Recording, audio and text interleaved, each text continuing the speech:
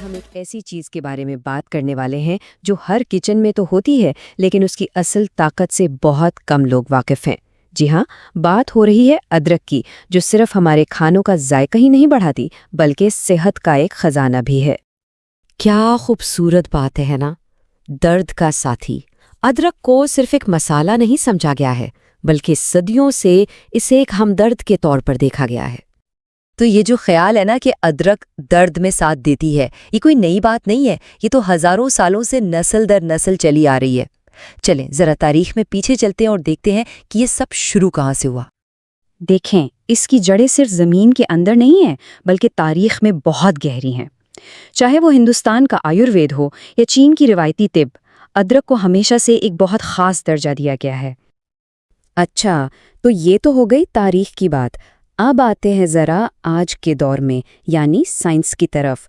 آخر اس چھوٹی سی جڑ میں ایسا ہے کیا جو اسے اتنا خاص بناتا ہے؟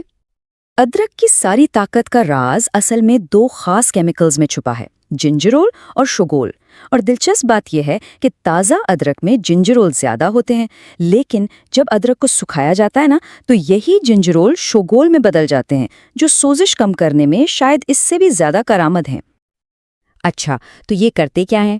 بہت آسان الفاظ میں سمجھیں تو یہ ہمارے ہاضمے کے نظام کو کہتے ہیں کہ بھائی ذرا جلدی کرو۔ اس سے ہوتا یہ ہے کہ کھانا معدے سے جلدی آگے بڑھ جاتا ہے، اور یہی وجہ ہے کہ جب بھی پیٹ بھاری لگے یا متلی کی کیفیت ہو تو ادرک سے فوراً آرام محسوس ہوتا ہے۔ تو یہ تو ہو گئی تھیوری۔ اب ذرا عملی بات کرتے ہیں، دیکھتے ہیں کہ جدید ریسرچ ادرک کے کن کن فائدوں کی تصدیق کرتی ہے۔ اس عدد کو دیکھیں ذرا، 80%، مطلب تقریباً ہر حاملہ خاتون کو مارننگ سکنس کی مشکل سے گزرنا پڑتا ہے، اور ایسے میں ادرک ایک قدرتی اور محفوظ حل کے طور پر سامنے آتی ہے۔ لیکن یہاں ایک منٹ رکنا بہت ضروری ہے، ایک متوازن سوچ اپنانی ہوگی۔ جیسا کہ اس اقتباس میں کہا گیا ہے، ادرک ایک بہت اچھی مددگار چیز ہے، لیکن یہ کسی بھی بیماری کا مکمل علاج نہیں ہے۔ اسے ایک اضافی فائدے کے طور پر دیکھنا چاہیے، کسی دوا کے متبادل کے طور پر نہیں۔ ادرک کے فائدوں کی لسٹ یہیں ختم نہیں ہوتی۔ ریسرچ بتاتی ہیں کہ یہ دائمی بد ہضمی، یعنی جب کھانا کھانے کے بعد پیٹ مسلسل بھاری رہتا ہے، اس میں بھی مدد کرتی ہے۔ ماہواری کے درد میں تو یہ کچھ درد کش دواؤں جیسے آئبوپروفن جتنی ہی مؤثر ثابت ہوئی ہے۔ اور یہی نہیں، یہ جوڑوں کے درد یعنی آسٹیو آرتھرائٹس اور ٹائپ 2 شوگر کو کنٹرول کرنے میں بھی مددگار ہو سکتی ہے۔ تو اب جب یہ معلوم ہو گیا ہے کہ ادرک کیا ہے اور اس کے کیا فائدے ہیں، تو سب سے اہم سوال یہ ہے کہ اسے گھر پر استعمال کیسے کیا جائے۔ چلیں کچھ آسان اور عملی ٹپس دیکھتے ہیں۔ دیکھیں، سب سے پہلا کام تو ہے اچھی ادرک کا انتخاب۔ ہمیشہ وہ ادرک لیں جس کی جلد ہموار ہو اور جو اپنے سائز کے حساب سے وزنی لگے۔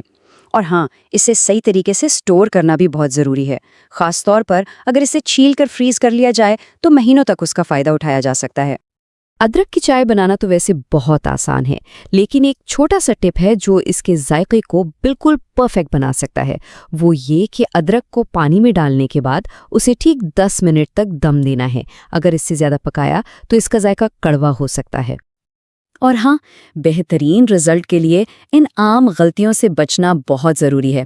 ہمیشہ تازہ ادرک استعمال کریں، پاؤڈر نہیں۔ اسے بہت زیادہ دیر نہ ابالیں، اور آخر میں اسے چھاننا بالکل نہ بھولیں۔ یہ چھوٹی چھوٹی باتیں ہیں لیکن ان سے بہت فرق پڑتا ہے۔ اچھا، اب آتے ہیں اس پورے موضوع کے سب سے اہم حصے کی طرف، ادرک کا محفوظ استعمال۔